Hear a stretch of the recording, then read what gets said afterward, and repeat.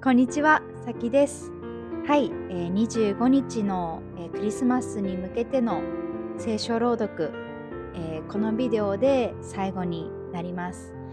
もしね、最初から続けてみてくださっている方がいたら、本当にありがとうございます。この動画もね、楽しんでいただけたらと思います。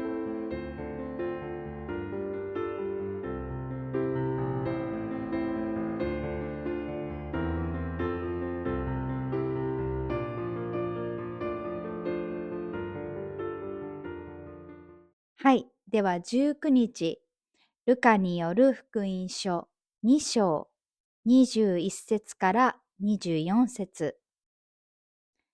8日経って割礼の日を迎えたとき、幼子はイエスと名付けられた。これは体内に宿る前に天使から示された名である。さて、モーセの律法に定められた彼らの清めの期間が過ぎたとき、両親はその子を主に捧げるため、エルサレムに連れて行った。それは主の律法に、初めて生まれる男子は皆、主のために性別されると書いてあるからである。また、主の律法に言われている通りに、山鳩一つが以下、家鳩のひな2羽を生贄として捧げるためであった。20日目、ルカによる福音書2章25節から35節。その時、エルサレムにシメオンという人がいた。この人は正しい人で、信仰が厚く、イスラエルの慰められるのを待ち望み、聖霊が彼にとどまっていた。そして、主が使わすメシアに会うまでは、決して死なないとのお告げを聖霊から受けていた。シメオンが霊に導かれて神殿の境内に入ってきたとき、両親は幼子のために律法の規定通りに生贄を捧げようとしてイエスを連れてきた。シメオンは幼子を腕に抱き、神をたたえていった。主よ、今こそあなたはお言葉通り、このしもべを安らかに去らせてくださいます。私はこの目であなたの救いを見たからです。これは万民のために整えてくださった救いで、異邦人を照らす啓示の光、あなたの民イスラエルの誉れです。父と母は幼子についてこのように言われたことに驚いていた。シメオンは彼らを祝福し、母親のマリアに言った。ごらんなさい。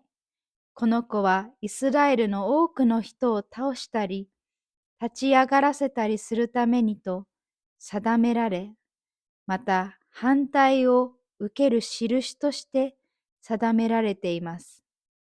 あなた自身も剣で心を差し貫かれます。多くの人の心にある思いがあらわにされるためです。21日目、ルカによる福音書2章36節から40節。また、アシェル族のファヌエルの娘で、アンナという女預言者がいた。非常に年をとっていて、若い時、つといでから7年間夫と共に暮らしたが、夫に死に別れ、84歳になっていた。彼女は神殿を離れず、断食したり、祈ったりして、夜も昼も神に仕えていたが、その時近づいてきて、神を賛美し、エルサレムの救いを待ち望んでいる人々、皆に幼子のことを話した。親子は主の律法で定められたことを皆終えたので、自分たちの町であるガリラヤのナゼレに帰った。幼子はたくましく育ち、知恵に満ち、神の恵みに包まれていた。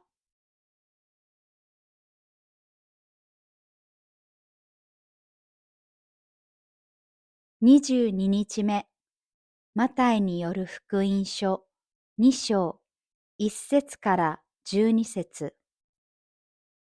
イエスはヘロデ王の時代にユダヤのベツレヘムでお生まれになった。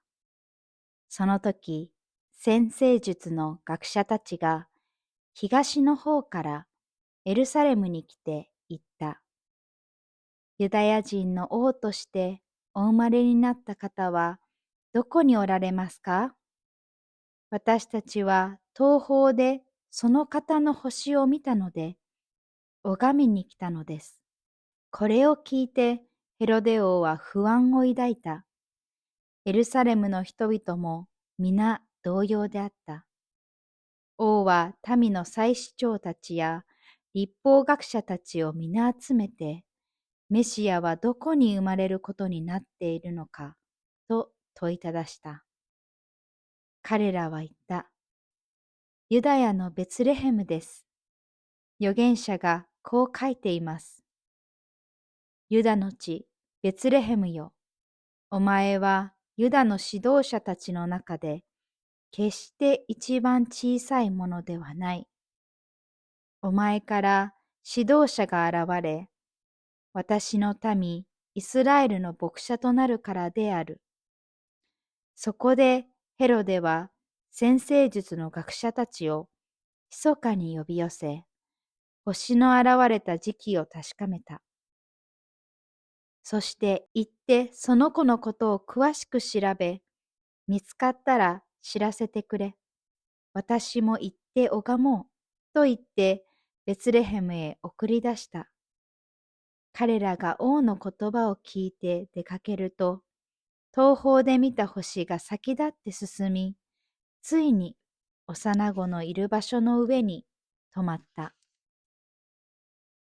学者たちはその星を見て喜びにあふれた。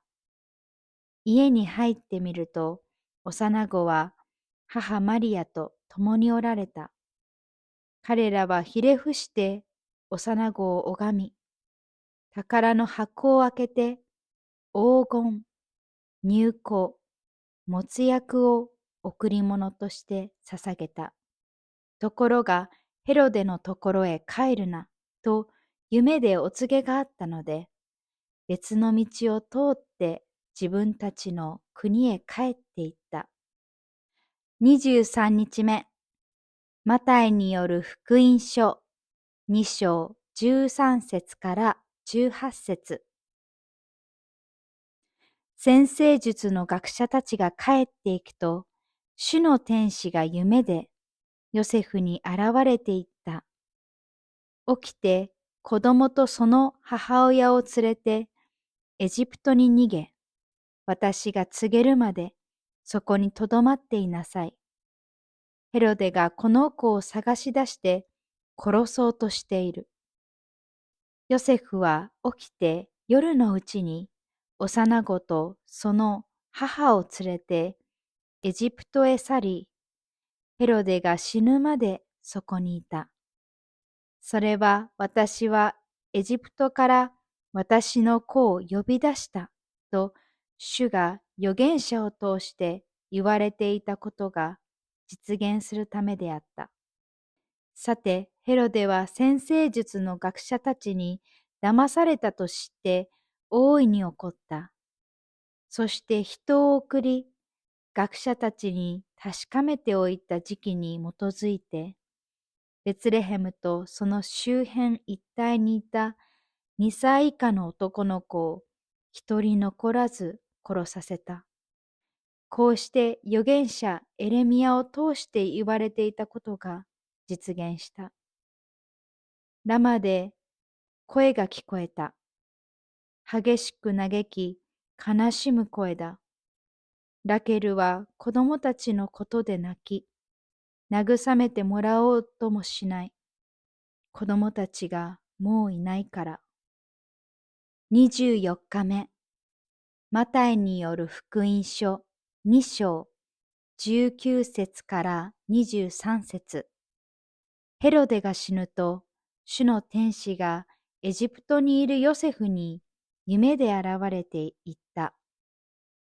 起きて子供とその母親を連れ、イスラエルの地に行きなさい。この子の命を狙っていた者どもは死んでしまった。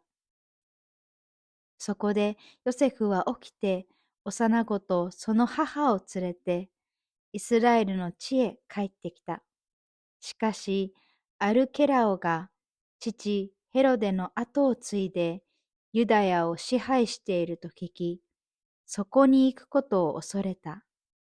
ところが夢でお告げがあったので、ガリラヤ地方に引きこもり、ナザレという町に行って住んだ。彼はナザレの人と呼ばれると預言者たちを通して言われていたことが実現するためであった。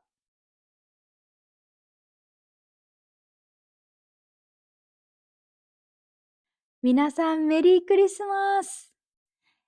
クリスマス当日はヨハネによる福音書1章1節から14節を読んでいきたいと思います。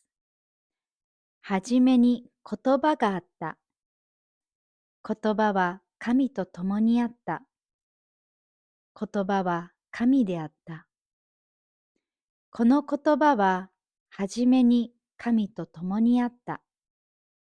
万物は言葉によってなった。なったもので言葉によらずになったものは何一つなかった。言葉のうちに命があった。命は人間を照らす光であった。光は暗闇の中で輝いている。暗闇は光を理解しなかった。神から使わされた一人の人がいた。その名はヨハネである。彼は証しをするために来た。光について証しをするため、またすべての人が彼によって信じるようになるためである。彼は光ではなく、光について証しをするために来た。その光は誠の光で、世に来てすべての人を照らすのである。言葉は世にあった。世は言葉によってなったが、世は言葉を認めなかった。言葉は自分の民のところへ来たが、民は受け入れなかった。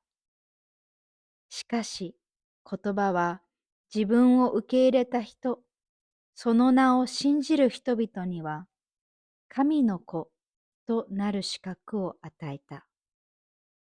この人々は血によってではなく、肉の欲によってではなく、人の欲によってでもなく、神によって生まれたのである。言葉は肉となって、私たちの間に宿られた。私たちはその栄光を見た。それは父の独り子としての栄光であって、恵みと真理とに満ちていた。はい、25日間の聖書朗読いかがでしたでしょうか。みんなそれぞれにね、この動画を使って楽しんでくれていたら嬉しいです。はい、それでは、皆さん楽しいクリスマスを、お過ごしください。